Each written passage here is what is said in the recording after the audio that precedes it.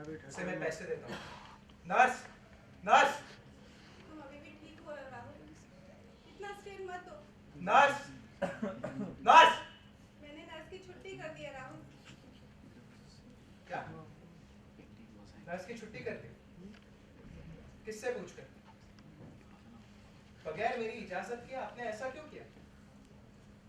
आखिर आप मेरी होती कौन है?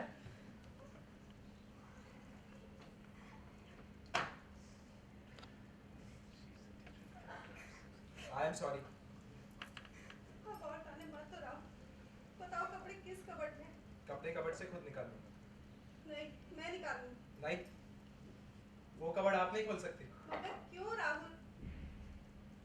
उस कबर्ड में मेरी अमानत है, मेरी जिंदगी है निशानी।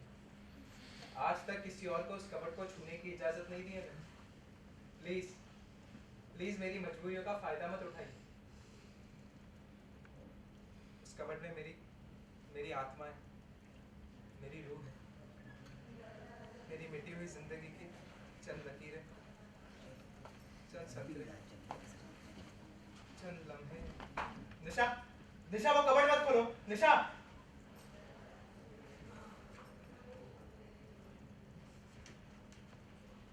सारी पेंटिंग्स, अरे सारे मेरे पोर्ट्रेट, और सभी पे लिखा है to you and only you, my love, my life, my निशा।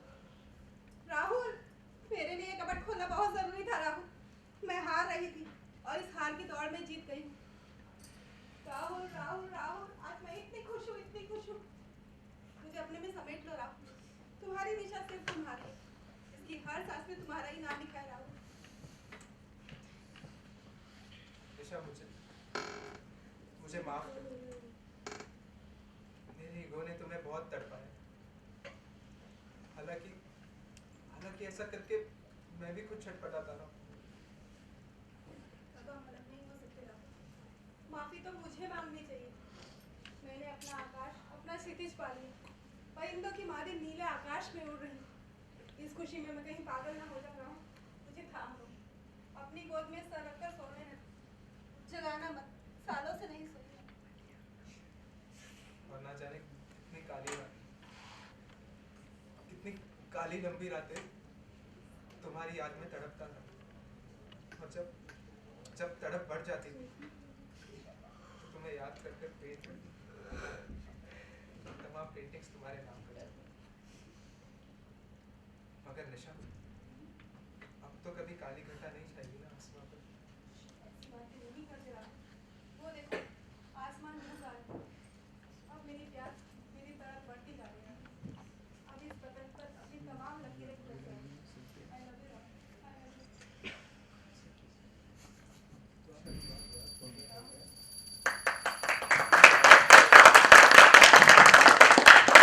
विनोद कुमार द्वारा लिखा हुआ ये नाटक आपने देखा। थोड़ा सा सीरियस गंभीर नाटक है। जैसा कि हमने पहले भी बताया था कि हमारी कोशिश होती है कि कुछ नए प्ले आपके सामने लाके दिखाएं, तो उसी की एक ये प्रस्तुति थी।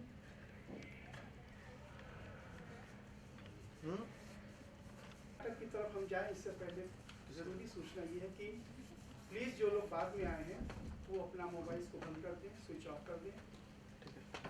थोड़ा सा व्यवधान। अगली प्रस्तुति मोहब्बत में आपको थोड़ा सा गुदगुदाएगा। 30 मिनट का नाटक है ये, बालक राम नागर द्वारा लिखा हुआ। तो दोस्तों, जैसे हर नाटक का अपना एक बैक स्टेज होता है, थोड़ी सी सजावट होती है। इसी कोशिश में हम रहते हैं कि कुछ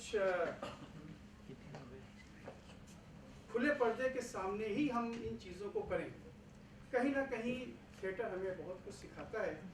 तो बैक स्टेज भी हमारी कोशिश होती है कि सावधानीपूर्वक बिना आवाज़ किए हमारे जो भी कलाकार हैं वो आपके सामने करें। तो थोड़ा सा व्यवधान आपको ज़रूर होता होगा। तो लीजिए दोस्तों, मंच सज चुका है। मोहब्बत में बालक राम नागर।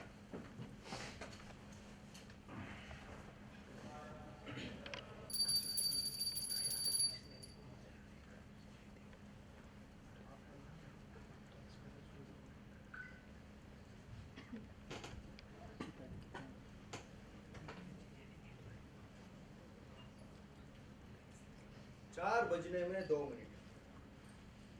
हमेशा वक्त से पहले पहुंच जाता हूँ। मैं भला किसी को क्या खाक कर पा सकता। चलो ये भी ठीक है। गाड़ी पकड़ने के लिए आदमी को हमेशा वक्त से पहले पहुंचना चाहिए, नहीं तो गाड़ी छूट जाती है।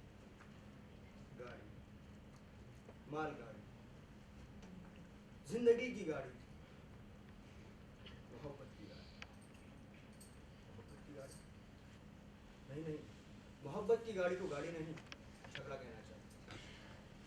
धीरे धीरे हिचकोले खाता हुआ चलता है, लेकिन इन हिचकोलों में वो ही मजा है, वो ही आनंद है, जैसे कोई हवा के पेड़ों पर उठ रहा हो, जैसे पैर धरती के ऊपर उठ रहे हो, जैसे जैसे पता नहीं कैसे कोई अच्छी सी सिमली सूझी नहीं रही।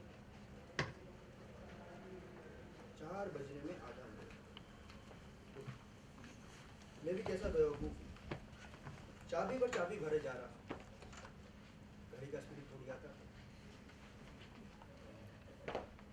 घड़ी का स्प्रिंग कभी नहीं टूटना चाहिए। दिल का स्प्रिंग टूट जाए तो ठीक है, क्योंकि घड़ी ठीक होती है तो आदमी ठीक समय पर अस्पताल पहुंच सकता है। 4 बजकर आधा मिनट। मैं आधा मिनट लेट हो गया। मुझे ठीक रीता से 4 बजे मिलना चाहिए था।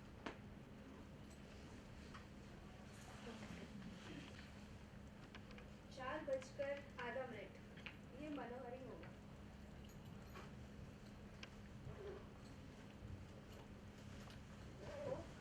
तुम वेटिंग है। पहले मैं अपनी घड़ी ठीक करूँ। इसमें 4 बजकर आधा मिनट और है, और इस समय बजने चाहिए पूरे 4, तो मुझे देखते ही अपनी घड़ी को ठीक कर दिया। क्योंकि घड़ी गलत हो सकती है, तुम नहीं। घड़ियों को भी तुम्हारी पाबंदी से सबक सीखना चाहिए। अब यहीं खड़े रहोगे कि अंदर भी आओगे? वो किताब ले हरिद्वार की यात्रा जो मैंने तुमसे मंगवाई थी। हाँ, वो टेबल पर। हाँ, रहने दो, मैं खुद ही ले लेता हूँ।